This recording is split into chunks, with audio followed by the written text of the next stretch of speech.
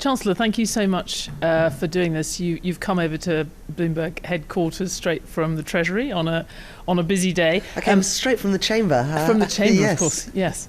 You wanted to talk about your growth, your thoughts about the state of the UK economy and the growth plan going forward. But obviously, given everything that's happening today in markets in the Middle East, I want to start with just asking you a few questions about that. I mean, you mentioned in your speech in the Commons that you were planning to talk tomorrow to North Sea oil producers. What are you hoping to get out of that conversation? So I said in the chamber that some of the most affected industries I wanted to spend some time with and been in touch with over the last few days. And obviously developments in oil and gas markets are absolutely crucial for every family and every business in Britain. Now, oil and gas production in the North Sea counts for less than 1% of global supply of oil and gas, but it's still very important. It's important for jobs in the UK, it's important for investment, and it's important for every family in Britain. So I'm going to be meeting with them tomorrow to talk about their production plans and also to talk about how they see the situation evolving, because every oil and gas company pretty much that operates in the North Sea will also operate in other parts of the world, whether that is Shell or BP or Equinor or others. And so getting their insights into how oil and gas prices might evolve based on a number of different scenarios over the coming days and weeks will be very useful for me and for the government. We're looking, and we can give you our scenarios as well, but our economists are looking at this. You know, inevitably, as you suggest, there's nothing that our North Sea oil producers could do to affect a global oil price hike. It is already up significantly. If it's sustained for any period, it seems like it would be much harder to get the headline inflation rate in the UK back to 2%, as you were hoping it would be. You did a lot of things in the budget to make that, to encourage, shall we say, inflation to go back to 2% even by April. Has Donald Trump's war in Iran taken that away from you? Well, the first thing I would say is that the action that I took in the budget will still happen.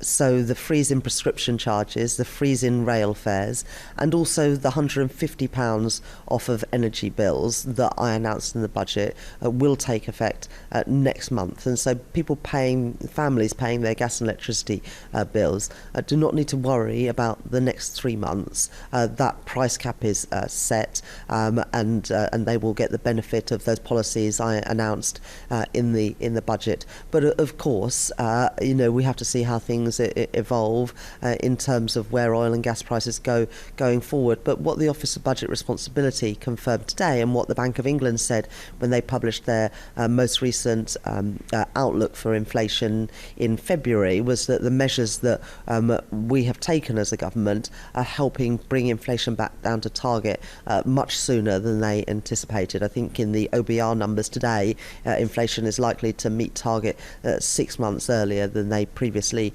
envisaged. Now, of course, that doesn't take into account developments over the last few days, but also we are only just into what is happening in the Middle East. We saw each other last week, Stephanie, and we were not talking about the Middle East or Iran. There was lots of other things to talk about in the economy, but this only really kicked off on Friday. So, of course, we'll monitor developments very, very closely and do everything in our power to protect businesses and families in the UK. And we are better placed to do that than we were just a few months and years ago because of the choices we've taken as a government. So what I was able to set out today in the OBR forecast is that both interest rates and inflation have been falling faster than expected. Government borrowing and debt have been revised down since the budget last year.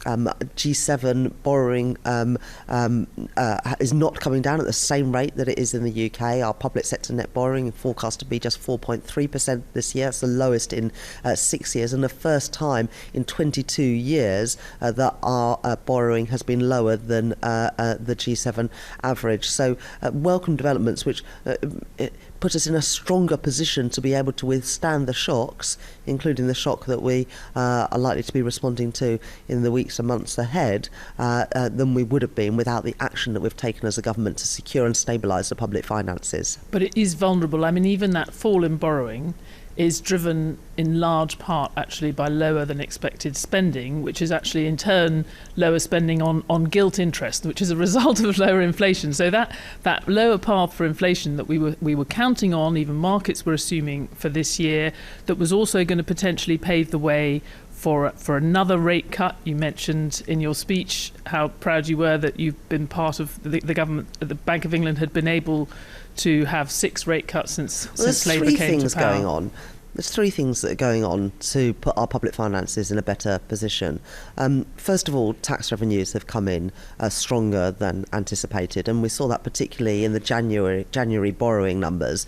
It was the biggest surplus on record. But year to date, isn't it still lower than the forecast, than the OBR's forecast? So that month was very good. But borrowing has come in lower this year than the borrowing has come in lower than forecast. And spending, we set out the spending review last summer. Many people said, well, we wouldn't be able to live within those budgets. Well, this year we have not used all of the surplus that is put aside for genuine emergencies, and instead we're able to roll that surplus forward. So spending is under control, whereas, of course, when I became Chancellor, the reserve for the year that we were in, and we were only 3 months into it, had been spent 4 times over. So we haven't used the full reserve for this year. And also borrowing costs have come down. The OBR today forecast that borrowing costs next year will be £4 billion lower than even they thought in the budget last year. So tax revenue coming in a bit stronger, spending coming in as planned, and in fact not even using the full reserve, and also borrowing costs coming down because of that additional stability we've brought to the economy, have all contributed to the better forecast for the public finances that I was able to set out today. But that good news, a lot of that was related to the falling gilt yields. Some of that has been reversed even just today in the concerns in the markets, and expectations of lower interest rates from the Bank of England, which traders in the market this week have decided are going to certainly not happen in March now, and as they were expecting, and maybe not happen in the next few months. Well, I won't comment on market movements over a day or two. I think it is too early to know what the market impact is. Obviously, the immediate concern for the government is trying to get the 300,000 British citizens who are in the Middle East back home if they want to come back to the UK. I think around 100,000 have already registered for the scheme to say that you are there, and that is very welcome, and that's our immediate goal, as well as protecting our personnel and our assets in the region. But of course, the economic consequences of any extended military action, especially in the Middle East, which is so crucial for trade and for oil and gas, would have an impact on the UK economy. But it is too early to judge exactly what that will be, and therefore what response would be needed. And I mean, our focus is on the economy today. I'm not going to go into the government's stance in relation to the support or not for what the president's doing. But judging from Donald Trump's posts in the last, and interviews in the last 24 hours, he does seem to be not very happy with the Prime Minister as a result of the last few days. Do you worry that will make it harder to finally finalise the trade situation, the trade deal with the US, which was put into quite a lot of uncertainty by that Supreme Court judgment a few weeks ago? When it comes to decisions around using British armed forces to take part in conflicts around the world, it is very important that we judge those on whether it is legal and whether it is the right thing to do. You can't make a decision about whether to get British armed forces involved in a conflict because it may or may not make it more likely to get a trade deal. And we judged that there was not a legal basis for offensive action on Iran. But of course, once Iran responded, particularly... Sorry, not a legal basis for the UK, but presumably not for the US either? If you're making a we can only about make that. judgments for ourselves, and that was the judgment that we came to based on our legal advice, and it's up to other countries to explain what action they've taken and on what basis. But once Iran responded in the way that they did, including with missiles being launched into our allies who are not involved in the offensive action, and the risks to our military bases in Cyprus, of course it was right that we became involved in defensive action, and we were involved in that from Saturday, and of course on Sunday we gave permission for US jets to use British assets from which to launch those defensive actions, and that's a decision that we've taken as a government. On trade, I'm proud of what we've done as a government.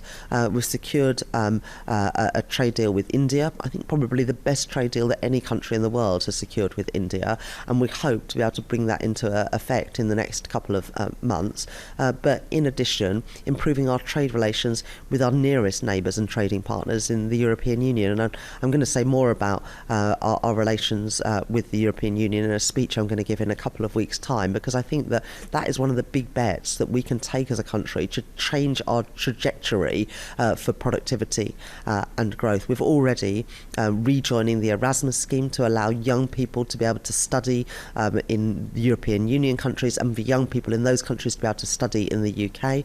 But we also want to deliver an energy and electricity trading deal. We want a food and farming agreement, an SPS agreement, and also we want to bring in a youth mobility scheme so that young people in Britain can go and take advantage of opportunities in Europe, and vice versa. Young people in the European Union can come and work in the UK. I know that some countries around the world are looking to pull up the drawbridge, but Britain benefits from being an open trading economy, open to trade, open to investment, and also open to talent. But for trade, it's enormously important just to have some kind of certainty about what the trade rules are. And it seemed, are you able to say to UK exporters to the US that you know currently what the trade rules are for going into the US? Because it's not clear to us. Well, we secured a trade deal with the US last year on the export of goods. Since then, we've gone further and secured a deal around pharmaceuticals, which is obviously crucial for the UK, given the importance of our pharmaceuticals as far as you're concerned, those things are not affected by the Supreme Court ruling, as far as you're concerned? Well, obviously, we are in constant negotiation and dialogue with the US administration, but there's absolutely no reason why the trade deal that we secured last year can't be maintained. And of course, there are other areas as well where we want to go further with our trade links with the US, whether that is on the future of capital markets, where we want to deepen and strengthen the capital market links between our economy, making it easier for British companies to raise finance in the US and US businesses to raise finance in London, as well as doing more in terms of mutual recognition of standards, so that if you have a license for a product in the US, you can bring it to the UK, and again vice versa, to help British businesses in financial services and elsewhere to be able to launch products in the US, which is obviously hugely beneficial for UK firms. So there are other areas as well where we want to deepen those relations with the US, but our nearest neighbours and trading partners are countries in the EU, and the benefits from rebuilding trust between us and the European Union, and crucially those trade links in goods and I hope in services in due course, is what will have the biggest impact on British businesses and jobs and living standards. So yeah, let's talk about that sort of broader approach to growth that you I know you're going to talk about also in a speech in a couple of weeks. You promised that today's spring statements being forecast would be a non-event. So I think I can say to you succeeded in making it not very eventful. We haven't had all this kind of speculation that we had leading up to the budget, so we haven't had that uncertainty. As you've mentioned, the economic news leading up to this, at least till this week, was fairly positive. But obviously the political environment has, if anything, has deteriorated for the government. And we had a poll today that showed Labour even potentially behind the Greens as well as Reform. I mean, your economic mission, which was central to this government, a large chunk of voters, you look at the polling, are disappointed, feel that the government should have done better. Do you think that you could have done better? Well, people voted for change at the general election a year and a half ago, and I'm deeply aware of my responsibility in helping to deliver that change. Now, since I became Chancellor, wages have increased faster than inflation every single month, and the 6 cuts in interest rates means that if you're taking out a mortgage, a typical mortgage, you'll be saving around £1,300 a year than if you'd have taken that mortgage out the day before I became Chancellor of the Exchequer. But the years leading up to that had been really tough for people. The last Parliament was the first Parliament ever where people were poorer on average at the end of it than they were at the start. And it takes time to unwind that legacy.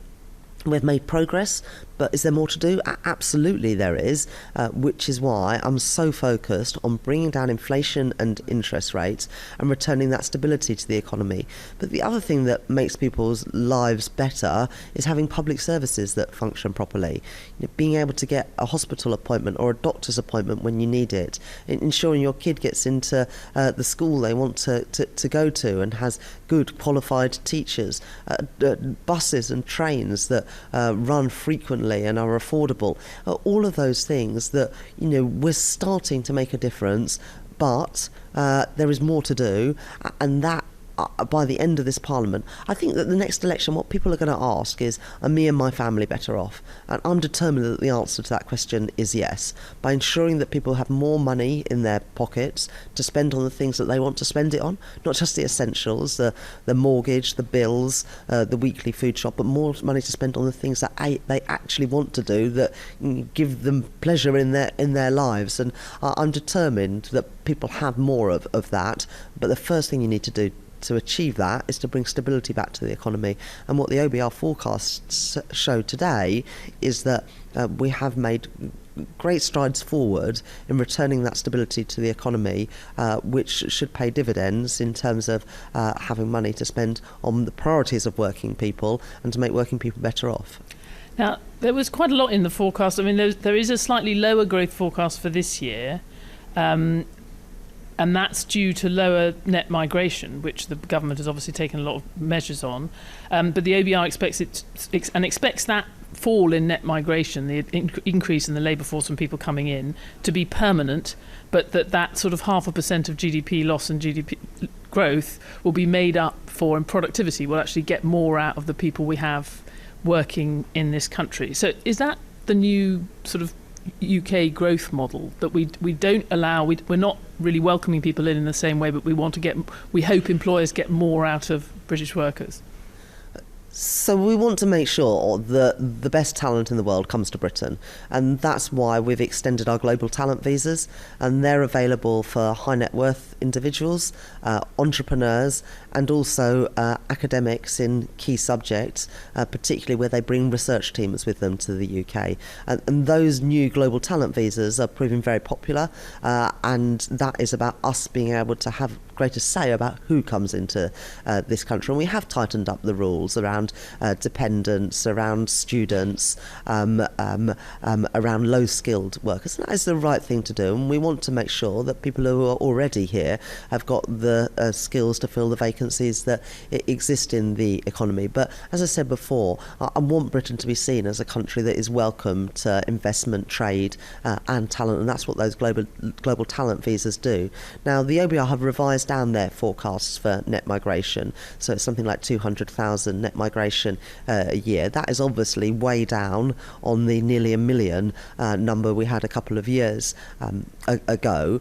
But what matters in terms of GDP is whether that GDP is felt in people's lives, and that's why GDP per capita is probably the better measure of whether that GDP is actually impacting on your living standards. And what the OBR today say is that they're revising up GDP per capita and expect GDP per capita to increase by 5.6% during the course of this parliament. And of course, in the last parliament, GDP per capita actually fell, and so that is a sharp turnaround from one parliament to the next, and those numbers were revised up today, which is very welcome, because in the end what matters is whether that GDP is being felt by you and your family, and GDP per capita is what really shows that.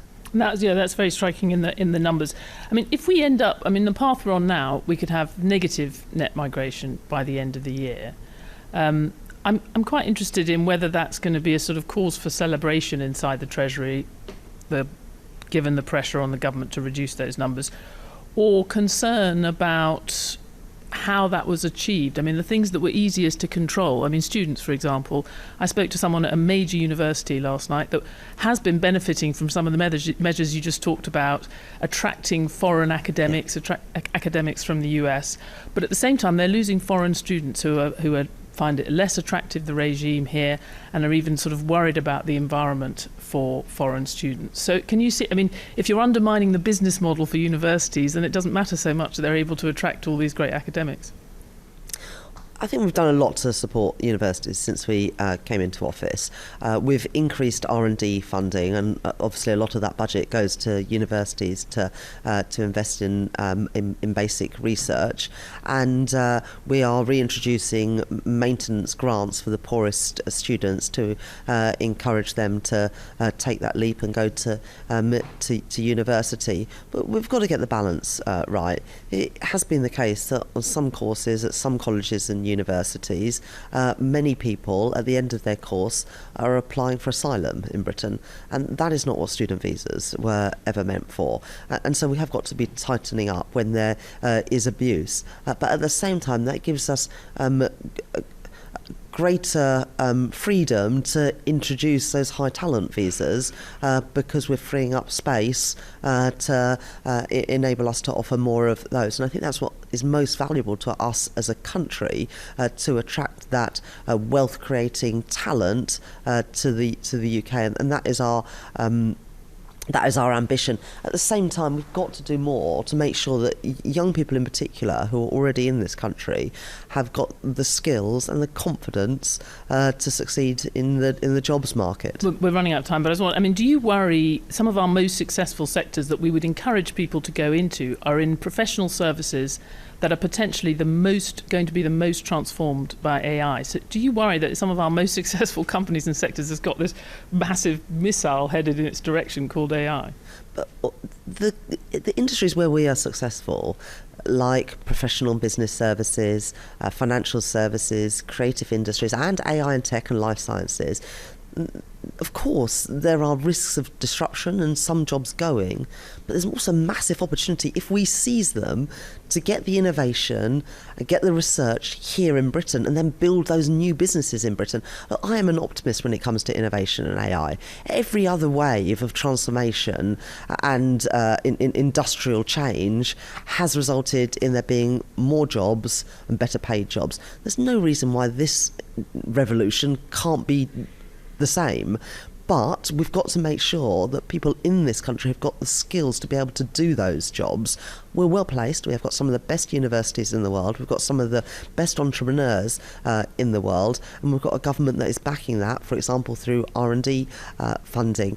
But we've got to seize that opportunity rather than being scared of it. And one of the things I'm going to be talking about in my May's lecture next week is how, as a government, as a country, we can do more to back innovation and AI, but in a way where the rewards are reaped by ordinary citizens. As you know, Chancellor, there's a lot of people in the city, a lot of Bloomberg clients who talk about how the environment, the tax environment and elsewhere, other things has changed since Labour came into power, and they say they're advising their children to move to Dubai. We're seeing clients move their accounts, hedge fund investors and others move their accounts to Dubai. Do you think that that those kind of judgments are going to be affected by, does that look like such a safe decision today when the missiles are flying? Well, look, I think all of us are reading stories in the paper or hearing of people who we know or who we've worked with who have made those decisions to move abroad. But I would say that there are lots of things that are attractive about the UK, a safe and secure economy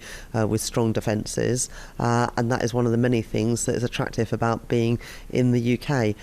But we only have those things because we pay for them, including investing more in our defence, which in the world that we live in today seems more important than ever.